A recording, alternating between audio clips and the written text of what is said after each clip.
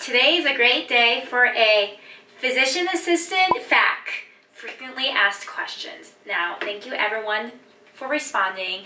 I have a lot of material today, so this is going to be a two-part video. First question, personal statement tips, interview tips, and my experience in the process. So personal statement tips, think about it. The admissions office is getting thousands of applications a day. Are they going to read your whole essay? Probably not. So most importantly, nail the hook.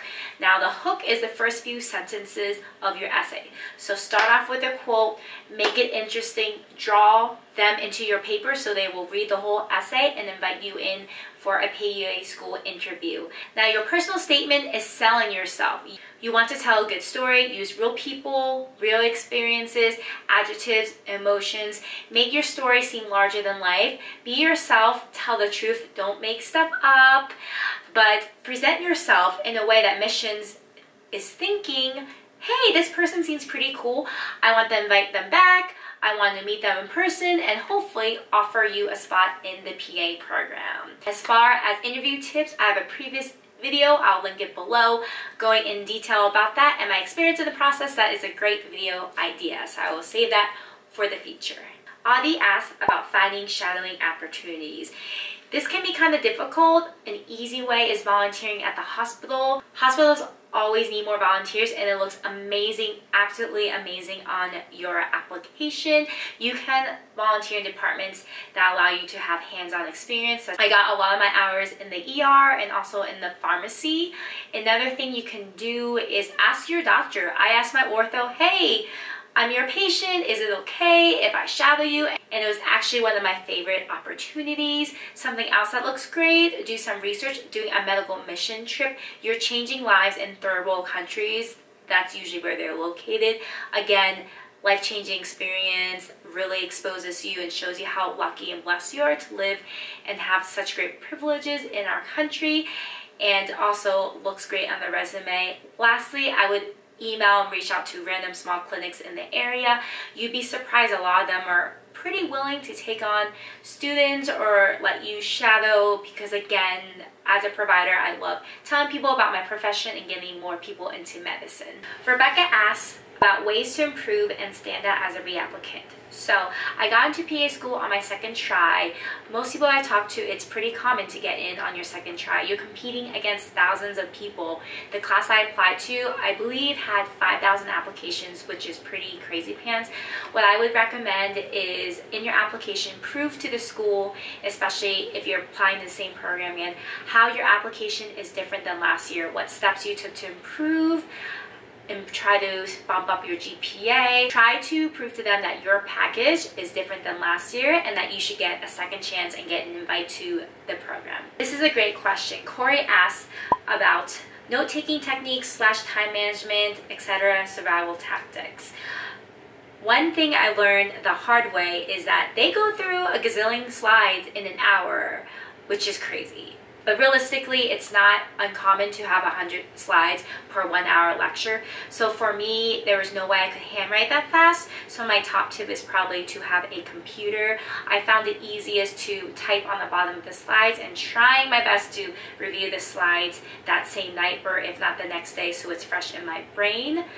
Something else important to remember, you're in school from 8 to 5, you're already exhausted and you're gonna go home and study for a few more hours and be more exhausted. So if you're not retaining any information, it's better to take a 30-minute break, recoup, go on a walk. So knowing when to take a break is probably my biggest tip for survival. As far as time management, making a checklist, it feels so satisfying to check things off the list. That way you have a list of daily goals. Of course, you're probably not going to get through all of them, but just knowing how to plan out your day, how to partition your time is super helpful in time management. Another big tip of mine is to just keep looking forward to the future. My friends in PA school would make a joke of how many sleeps until the next break. So 5 sleeps until Christmas vacation, 2 sleeps to the weekend, just something fun to look at. So remember how lucky you are to be in school and that you're chosen out of thousands of people.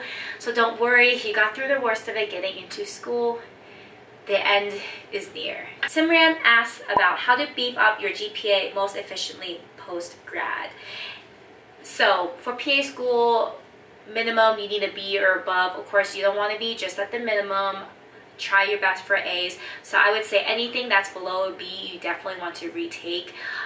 Things like anatomy, med term, that's going to be super helpful in PA school. Anything that's borderline B, B+, I would probably retake as well to boost up your GPA. So it's very important to have a strong foundation in anatomy, in microbiology, medical terminology. You can even take some foreign classes too to show that you're getting a jump start into the PA school curriculum. This is my last question of the day, is how to deal with anxiety. Now, PA school is going to be one of the most stressful experiences of your life. It was definitely super stressful for me, and remember, you're not alone. There are a lot of people who ended up going just temporarily on anti-anxiety medications or seeking counseling. Does not mean you're crazy. It's actually okay and healthy to go out and get help. So again, if you feel like this is you, it is not uncommon, and it's important for you and for your sanity to do that. What I did to deal with anxiety is to make sure to always do something that makes me happy. I did continue to teach figure skating part-time, just a few hours a week. You know, it was crazy to work during PA school, but in my mind, it was better to work 3 or 4 hours a week teaching figure skating, doing something I love, rather than spend 2 to 3 hours staring at a textbook, not retaining any information, wanting to throw my textbooks out the window. Other things people like to do: yoga, hot yoga, dancing, music, writing, any type of hobby that you still love. Just remember to take time to do it. Another thing that really helps was just getting away from school, just going home on the weekends, hanging out with non-PA school friends. I love, love, love all my PA school friends, but one rule that we would joke around about is getting together, not talking about PA school, not talking about tests or studying, anything stressful. We would even have this joke: if you talk about it, you gotta take a shot. So just try not to talk about stressful things. Try to keep things lighthearted. Hanging out with friends not from PA school or family from home, just to, you know, just don't even ask how school is going. Just keeping your mind off of it. Just staying calm. Most schools also offer fun things to do. They may have something like intramurals, a great way to meet other friends in other programs of the school and get some energy and endorphins out and just relax. So that's all the time we have today for these frequently asked questions about PA school and the PA life. Stay tuned to part 2 of the video where I answer more questions, and see you guys next time.